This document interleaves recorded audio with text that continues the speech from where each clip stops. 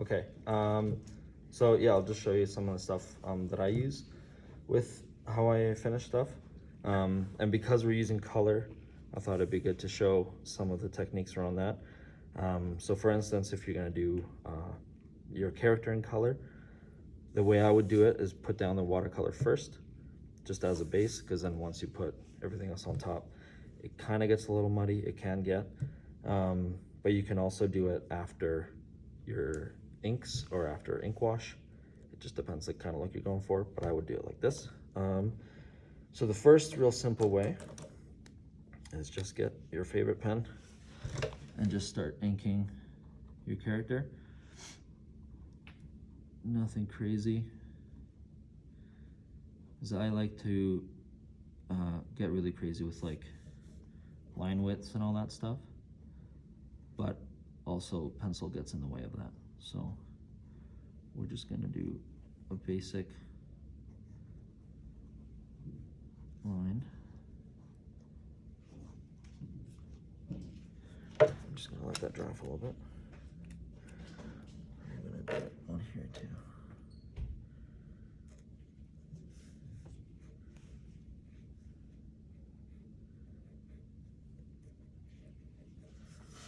So the idea with this step is just to be carving out your shape so you can get rid of the pencils.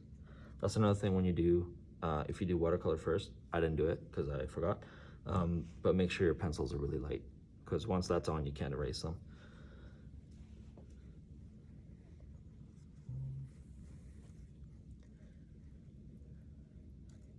Okay, that's good enough for now. Okay, now I'm hoping that's dry, but we can, yeah. So this way you know there's no distractions, you know what you're dealing with, and you can really dig in. So I don't know if anybody has tried inking with a brush pen. It can be tricky just because you need to be very careful of how much pressure you're applying, but it's a great way to be like, this is a giant, so to add some weight, we need to have the lower lines be thicker, because that will drag everything down, make them seem heavier than he actually is. But you can get like really nice quality of line with these. And I like to do a thicker outline around my characters. You don't have to. And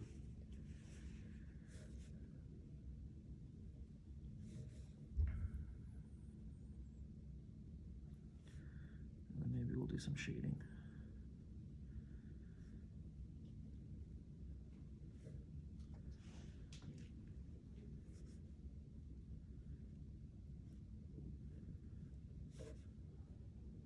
The inside to glow, so we're not going to shade that.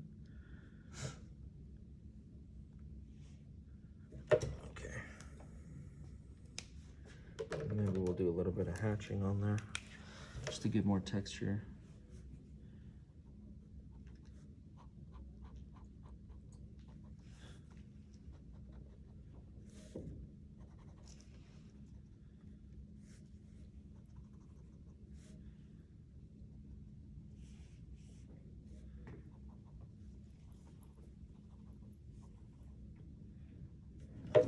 Good enough for now. Now, the fun part. I like to use ink wash for my stuff. Really good for shadows, just basic like shape building. So this is just water with some drops of ink in it. So he's made a rock, so we're gonna go in with full ink wash on it. And I'm keeping in mind where my light is coming from, so my light is these three. So this part would be brighter than the rest. So we're just gonna keep it white. And you can make this as dark as you want. I just haven't, I usually work with 3 values and just keep mixing them up. But you can also just layer it. Problem with doing it very light, if you want to get it really dark, I wouldn't layer it, because then you're going to be there for 3 days just putting layers and layers and layers. It's never going to work. But this works really well over your colors as well. See, so this should have been darker, so let's make it a little bit darker.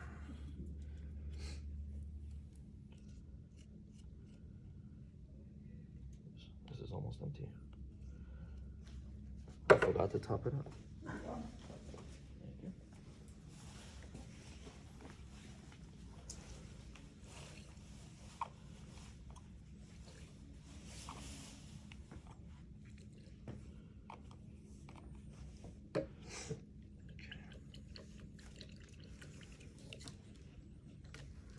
Should be dark. We'll see how it goes. You can always go darker. You can't always go lighter. So when in doubt, just do a light layer.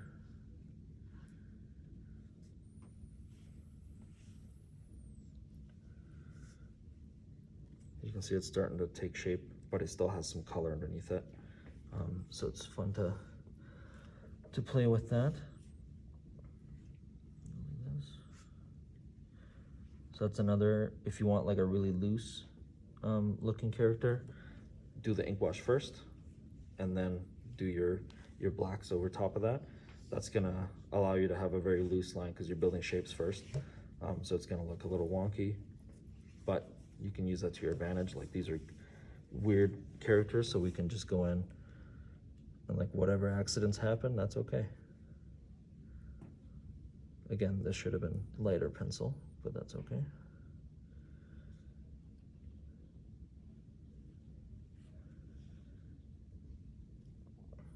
Now this might take a little bit to dry, so we don't want to layer that yet. What else? Yes.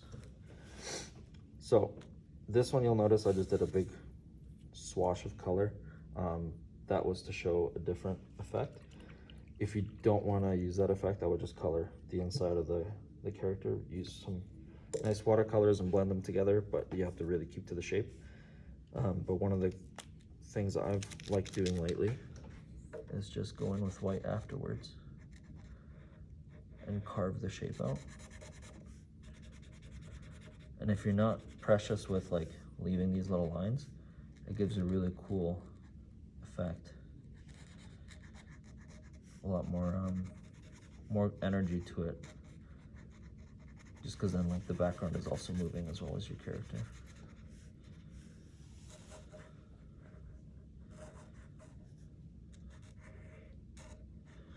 You can do this with wash, which works really well.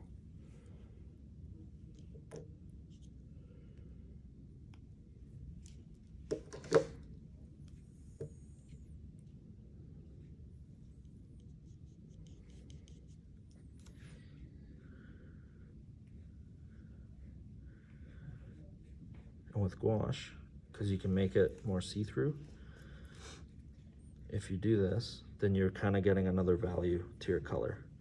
So it's kind of cheating the system. You don't have to worry about diluting it properly. You can just put white over top of it and you can still see it. I'll go over these two. Again, that's my light source, so we're just gonna make that white. And it should be, it's dry enough. I would let it dry longer, but one of my favorite tricks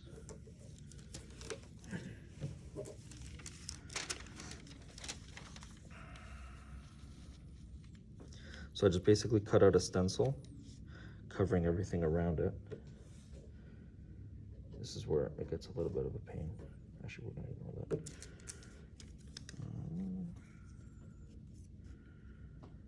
Like that.